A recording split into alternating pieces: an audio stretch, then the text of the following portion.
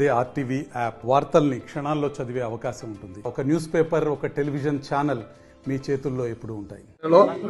ఇప్పుడు దాదాపుగా 156 మంది రైతులకి 6,19,000 రూపాయలు సబ్సిడీ ఇవ్వడం జరిగింది. సబ్సిడీ కేవలం రైతులు మొక్కలేసుకునేదే కాదు, కొబ్బరి చెట్టు పెంచిన తర్వాత వచ్చే కాయలు, ఒక చెట్టుకు వచ్చి 300 కాయలు సుమారుగా పడతాయి. వాటిలో ఉపోత్పత్తులకు సంబంధించినటువంటి పరిశ్రమలు ఏర్పాటు చేయడం కోసం కూడా ఈ సమావేశం ప్రధాన ఉద్దేశం. ఇప్పటికే కొబ్బరి బోర్డు వాళ్ళు సెంట్రల్ గవర్నమెంట్ వైపు నుంచి కొంత కృషి చేస్తున్నారు. కానీ సెంట్రల్ గవర్నమెంట్ ఎక్కడ ఉందంటే ఢిల్లీలో ఉంది, కేరళలో ఉంది. స్టేట్ గవర్నమెంట్ బోర్డు ఏమో విజయవాడలో ఉంది. తెలంగాణ బోర్డు అంటూ లేదు. తెలంగాణలో కొబ్బరి బోర్డు తక్షణం ఏర్పాటు చేయాలని చెప్పి రాష్ట్ర ముఖ్యమంత్రి రేవంత్ రెడ్డి గాని, వ్యవసాయ శాఖ మంత్రి గవర్నీలు తుమ్మల నాగేశ్వరరావు విజ్ఞప్తి చేస్తూ ఈ రోజు సమావేశం జరిగిన ఉద్దేశం అది.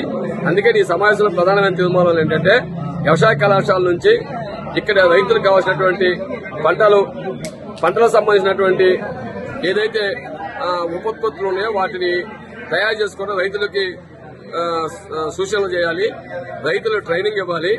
ఆ ట్రైనింగ్ ద్వారా రైతులు కొత్త రకమైనటువంటి ఉత్పత్తులకు అవకాశం ఉంటుంది. కొబ్బరి కావచ్చు, ఇతర ఏ పంట కావచ్చు.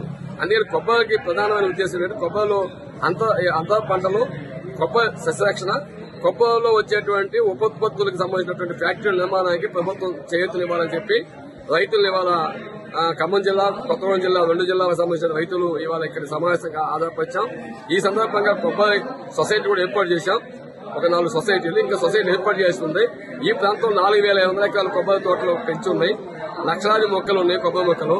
దీనికి సంబంధించినటువంటి అమ్మకాలకు సంబంధించి దళారులకు పోకుండా కొబ్బరి పరిశ్రమ ద్వారా, కొబ్బరి సొసైటీ ద్వారా, కొబ్బరికి సంబంధించినటువంటి బోర్డు ద్వారా ఈ కొనుగోలు చేస్తే రైతాంగానికి ఉపయోగం జరిగింది అనేది ఈ రోజు సమావేశం ముఖ్య ఉద్దేశం. దీనికి హార్టికల్చర్ ఆఫీసు, అగ్రికల్చర్ ఆఫీసు, అట్లా కోకో బోర్డు ఆఫీసు, తర్వాత రైతు సంఘ రాష్ట్ర అధ్యక్షులు ఆలపాటి రామ్మోహన్ గారు, ఇంకా మాజీ సర్పంచ్ శంకు వెంకటేశ్వర గారు, అట్లాగే మహేశ్వర రెడ్డి గారు, కొబ్బరికి సంబంధించినటువంటి సొసైటీల ప్రెసిడెంట్లు నున్నా కృష్ణ, అట్లాగే పసుపులేటి ఆదినారాయణ, నెక్స్ట్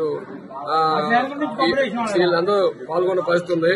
కాబట్టి భవిష్యత్తులో కొబ్బరికి సంబంధించినటువంటి మరిన్ని వీడియోస్ కోసం ఛానల్ ని సబ్స్క్రైబ్ చేయండి. లేటెస్ట్ అప్డేట్స్ కోసం వాట్సాప్ ఛానల్ ని ఫాలో చేయండి. అండ్ లింక్ డిస్క్రిప్షన్ లో ఉంది.